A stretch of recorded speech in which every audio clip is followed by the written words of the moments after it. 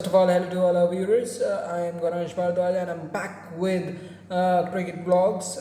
Today I'm going to analyze day 2 of the second test between England and West Indies played at the Old Trafford in Manchester.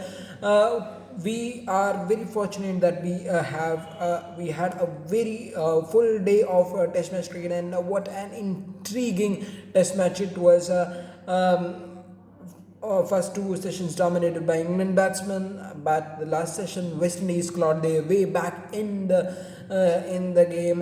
It was all about Ben Stokes 176 and Roston Chase 5 wickets of this day was all about that.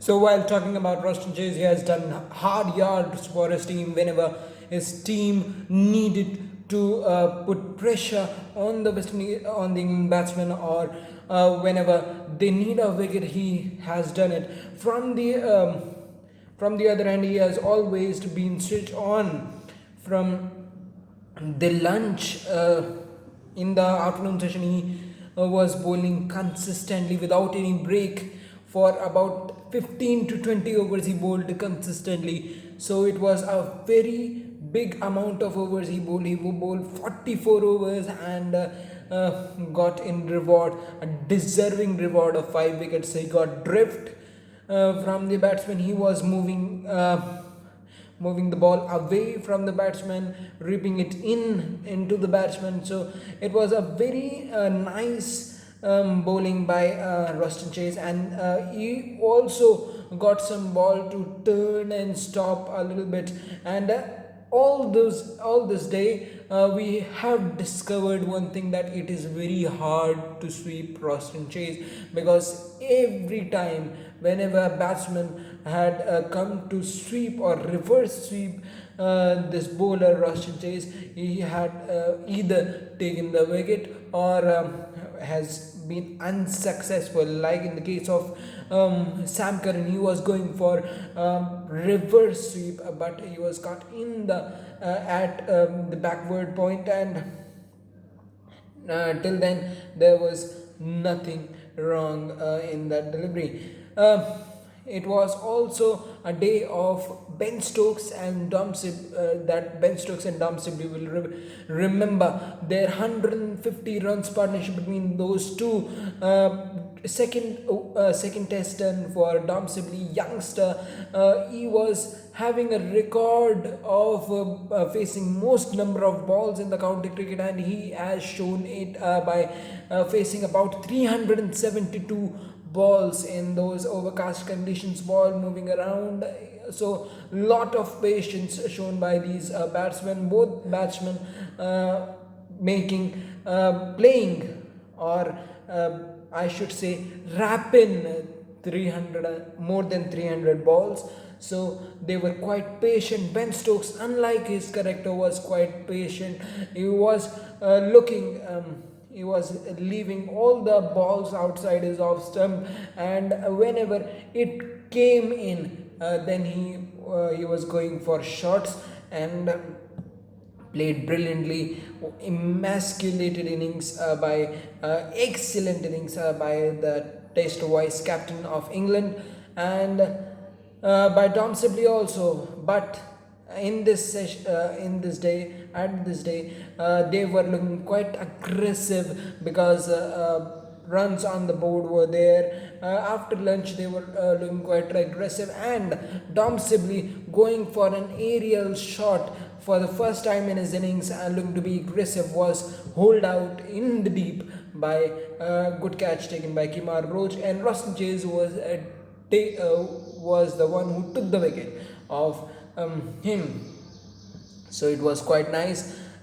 Finally, we also saw in this match that Kemar Roach drought of wickets. He went wicketless in the first test, wicketless in the second test till 26th or 27th over. So the drought of Kemar Roach ended, and what a wicket he took of Ben Stokes. England were well set of about 385 for 5, around that, but and Ben Stokes looking to accelerate, because anytime the declaration can come. And he was playing nonchalantly on 176. It was looking like nobody can stop him, but but Kemar Roach did. He was looking for the gap. There was a gap at third, fine leg, and there was no slip, and fine leg was not there. So he was looking at that gap, and a switch hit type of a shot, an innovative improvising shot he took, and a little bit of underage and to the keeper. And then on the next ball, another wicket. So Kemar Roach perseverance, patience being rewarded very effectively and very goodly. Then the tail of English batting didn't have to worry as much, because they were well settled. They had their game into their hands, and they were now looking to play their shots, and play their shots they did. 469 for 9 in 162 overs declared. West Indies bowler really toiled hard, looking off length. Shannon Gabriel particularly limping off the field. He was not looking in one of his great shapes. So that's a worry. And when West Indies came to bat, the bowlers were spot on. From English bowlers were spot on from their first ball. Stuart Broad and Chris Woakes opening the batting, but the first wicket came when the first change came in the about seventh over with Sam Curran. It was a LPW shout which was given not out by the umpire Richard Illingworth, but on review it showed that the wicket was hitting, and Campbell. Poor run of form continues in this test match as he was gone, remaining 12. Then night watchman Alzar Joseph and Craig Brathwaite see out that day. And now talking about the day number 3, the weather forecast of day 3 is not very good. It is said to have that day 3 is a gloomy day with rains all around. Around 80% of precipitation is expected. So I am fearing that whether rain will play a spoil sport on day number 3. And if it plays, then the match is likely to end in a draw or in an English win. So being an West Indies supporter, I would like to have a draw, but as a neutral, I would like to have.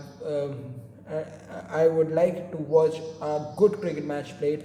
So it's all for day number 2, and looking forward to your company and looking forward to your company for day number 3 and lessons. Thank you very much.